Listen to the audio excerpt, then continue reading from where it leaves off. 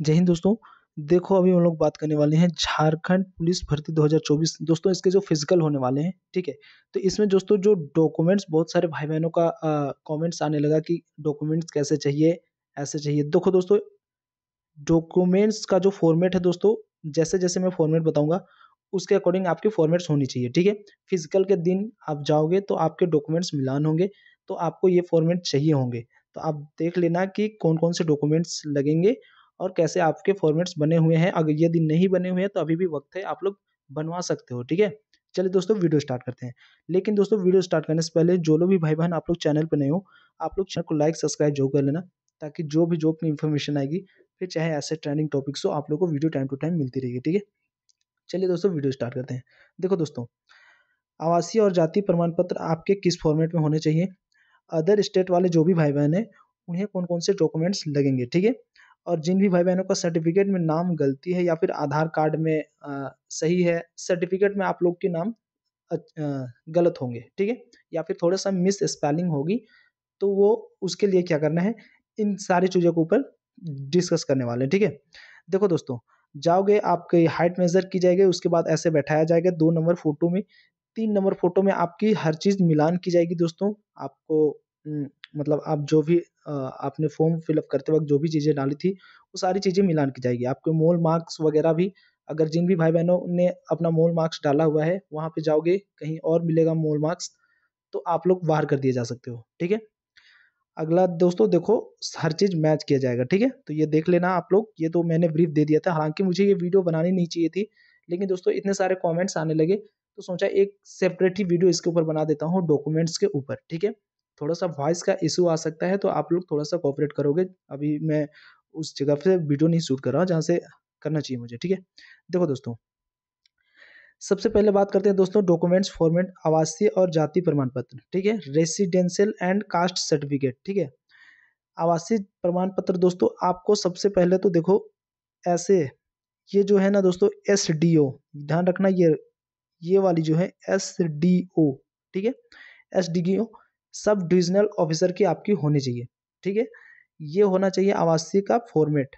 ध्यान रखना, ये वाला जो सिंबल है दोस्तों, ये चेंज हुआ है जब हेमंत सोरेन जब नए सीएम बने हैं, उसके बाद से ये फॉर्मेट चेंज हो गई है, ठीक है। तो ये 4J वाला जो था, 4J वाला वो फॉर्मेट अभी नहीं चल रहा है, ये गोल वाला फॉर्मेट चल रहा है। लेकिन ऐसा नहीं कि वो चलेंगे नहीं, ठीक है। आप अगर जिन भी भाइयों बहनों ने अभी तक नहीं बनाया है, और अगर बनाने के लिए आप अप्लाई करते हो, यदि नहीं बनता है तो आप उससे भी लेके आ सकते हो, ठीक है। लेकिन कोशिश करना ये नया वाला लोगों के साथ आप आने का। और सबसे बड़ी बात है कि आपकी जो रेसिडेंशियल होनी चाहिए आवासीय प्रमाण पत्र, वो सब डिविजनल ऑफिसर की होनी चाहिए, ठीक है। तो ये आप ध्यान रखना रेसिडेंशियल के बारे में कि किस फॉर्मेट में चल रहे हैं, ठीक है। आगे दोस्तों देखो, कास्ट सर्टिफिकेट, जाति प्रमाण पत्र आपको किस फॉर्मेट में होने चाहिए। सबसे पहले तो दोस्तों यहाँ पे मैंने रेड मार्क से कर रखा है, तो ये देखो यहाँ पे लिखा हुआ है दोस्तों अंचल, ठीक है ना। फर्स्ट में ही आप पढ़ोगे, यहाँ पे लिखा हुआ है अंचल, तो ये आपकी नहीं चलेगी दोस्तों, ठीक है। जिन भी भाई बहनों का अगर ये है तो आप ध्यान रखना, ये लेके नहीं आओगे, आपको ऐसे फॉर्मेट वाली जाति आपकी नहीं चलेगी, कास्ट सर्टिफिकेट, ठीक है। आपका जो कास्ट कास्ट सर्टिफिकेट है वो कौन सा चलेगा, तो देखो ये फॉर्मेट होने चाहिए आपको कास्ट सर्टिफिकेट के, ठीक है। ये वाले फॉर्मेट आपको चलेंगे कास्ट सर्टिफिकेट के। ध्यान रखना, देख लो, स्क्रीनशॉट मार लो, अगर होगा तो ठीक है, बहुत अच्छी बात है, नहीं होगा तो अभी भी बनवा सकते हो। अगर अब तो इलेक्शंस खत्म हो गए, रिजल्ट भी आ गए हैं, आप लोग अच्छे से सारे ऑफिसर्स अभी जाके SDO वगैरह आराम से बैठेंगे, तो आप लोग अभी भी बनवा सकते हो। अब ध्यान रखना को बहुत सारे भाई बहन ऐसे बोल रहे थे कि सर इतनी जल्दी कैसे बनाएंगे। देखो भाई मेरे, आप अपने जो भी प्रज्ञा सेंटर है उस पर जाके पहले फॉर्म अप्लाई करो, ठीक है।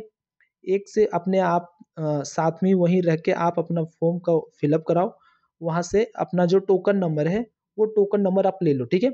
उसके बाद दोस्तों 1 सप्ताह रोज दिन जाओ अपने ब्लॉक में जाओ, ठीक है। उनसे जाकर रिक्वेस्ट करोगे तो आपका काम जल्दी जल्दी होगा और आराम से आप बनवा सकते हो 1 हफ्ते के अंदर। हाँ ध्यान रखना, लेकिन इसके लिए आपको खुद से मेहनत करनी पड़ेगी। आपके जो भी प्रज्ञा सेंटर हैं, चाहे ब्लॉक में भी आपके जो ये जमा होते हैं, तो आप वहाँ पे भी जमा कर सकते हो अपने फॉर्म फिलअप वगैरह आवासीय जाति के, और वहाँ से टोकन नंबर लेके आप सारी चीज़ें अगर खुद से करोगे तो 1 सप्ताह में बन जाती है, ठीक है। ध्यान रखना, अगर आपको जल्दी चाहिए तो इतना आपको करना पड़ेगा, ठीक है। ये हो गई जातीय प्रमाण पत्र का, ठीक। तो ये वाला फॉर्मेट आप ध्यान रखोगे, ये वाला लाने की कोशिश करोगे, ठीक है। अब कब की होनी चाहिए, तो देखो भाई मैंने 2019 से इधर आप लाओगे तो बहुत अच्छी बात है। अब जिनका नहीं है तो वो तो खैर पुराना ही लेके आओगे, ठीक है। तो ये हो गया दोस्तों जाति प्रमाण पत्र का, ये फॉर्मेट आपके पास होनी चाहिए, ठीक।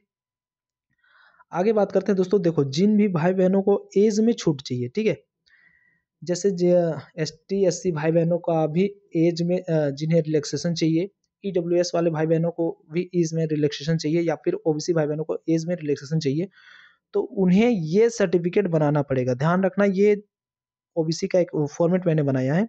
तो ये होती है दोस्तों OBC, ठीक है। ध्यान रखो, ये है कास्ट सर्टिफिकेट, इसी के ऊपर बनता है दोस्तों OBC। अब ये OBC बनेगा कब, जब आपके पास में जैसे आपने बनाया 2023 का OBC कास्ट एंड इनकम, ठीक है, सॉरी कास्ट एंड रेसिडेंशियल, ठीक है। कास्ट बनेगी, रेसिडेंशियल बनेगा, उसके बाद में दोस्तों जब ये दोनों बन जाएंगे उसके बाद ये बनता है OBC, ठीक है। ध्यान रखना, इसकी वैलिडिटी 1 ईयर की होती है, ठीक है।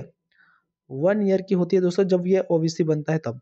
तो आप जिन भी भाई बहनों को एज में छूट चाहिए तो वो तो इसे आप लेके ही आओगे, ठीक है, क्योंकि आपने एज में रिलैक्सेशन मांगा है फॉर्म फिल करते वक्त, तो आपको ये चाहिए ही चाहिए, ठीक है। तो ध्यान रखना, ये फॉर्मेट आपके पास में होना चाहिए, ठीक है। अगर पहले भी आपने बना रखा है तो कोई दिक्कत वाली बात नहीं है, आप चेक कर लेना कि 1 ईयर से पहले अगर हो गई है तो 1 ईयर से पहले की है तो बहुत अच्छी बात है, और नहीं तो फिर आप ऐसे बनवा सकते हो, ऐसे बनवा के ही लाओगे, ठीक है।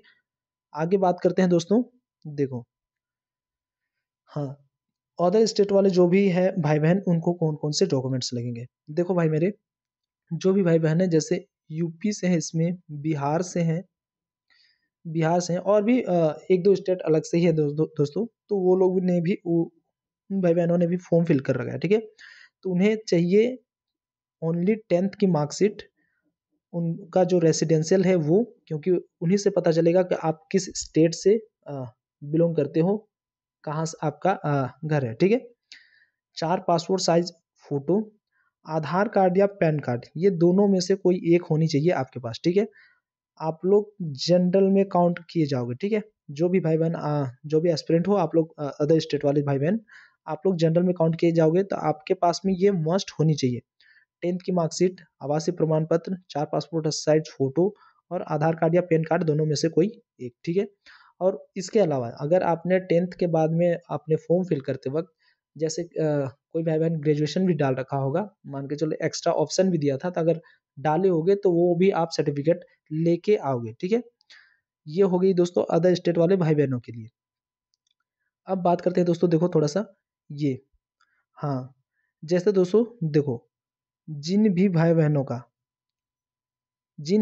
का दोस्तों सर्टिफिकेट में नाम गलत है, या फिर आधार कार्ड में गलत है, या फिर पैन कार्ड में गलत है, ठीक है। सबसे पहले तो दोस्तों एक बात क्लियर कर देना चाहता हूँ, आप या तो आपने फॉर्म फिल करते वक्त आधार कार्ड का नंबर डाला होगा, या तो फिर पैन कार्ड का नंबर डाला होगा, जो भी आपने अपने जो पहचान पत्र डाले होंगे आप वो लेके आओगे, ठीक है। तो पहली डाउट्स ये क्लियर कर लेना कि दोनों में से क्या चाहिए, तो नहीं, आपने जो डाला है अपने आप को सत्यापित करने के लिए, तो आपको वो चीज़ें लेके आनी है, ठीक है।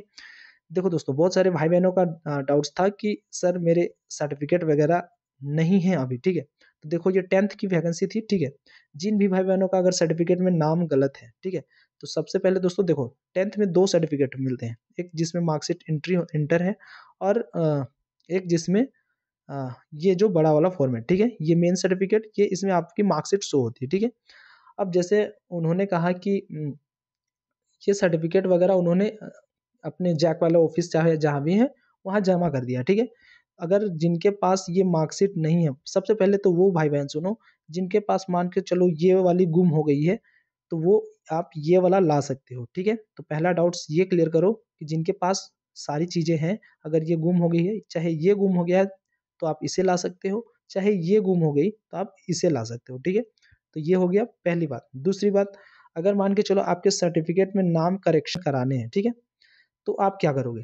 फिर चाहे आपका मान के चलो इसमें नाम सही है सर्टिफिकेट में, आधार कार्ड में गलत है, ठीक है, या फिर आपका डेट ऑफ बर्थ गलत है कहीं भी, या फिर आपने पैन कार्ड सत्यापित करने के लिए दिया है तो वो पैन कार्ड के फॉर्मेट में आपका नाम गलत है। किसी भी चीज़ में दोस्तों अगर आपकी गलती है तो आप देखो ऐसे करोगे। सबसे पहले दोस्तों आप जाओगे अपने कचहरी, फिर चाहे आप धनबाद से हो, जिस भी डिस्ट्रिक्ट से आप जो भी भाई बहन बिलोंग करते हैं, वो अपने अपने कचहरी जाओगे, ठीक है, कचहरी जाओगे दोस्तों।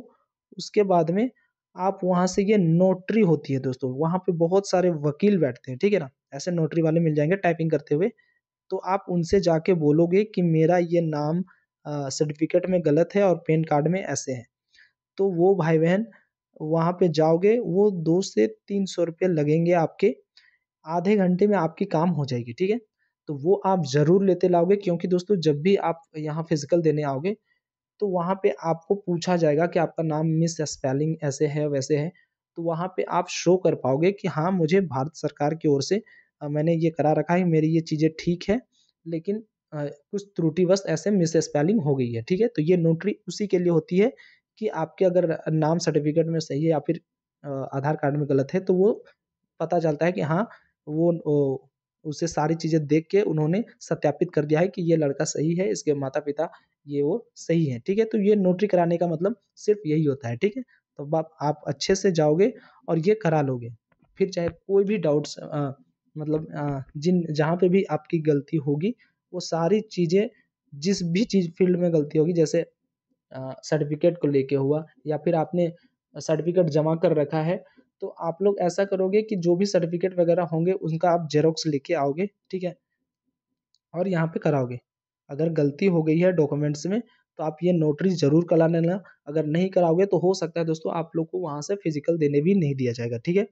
तो आई होप बात समझ में आई होगी, और अगर फिर भी कोई डाउट्स बचे दोस्तों तो आप लोग ज़रूर कमेंट सेक्शन में आप मुझे बोल सकते हो, ठीक है?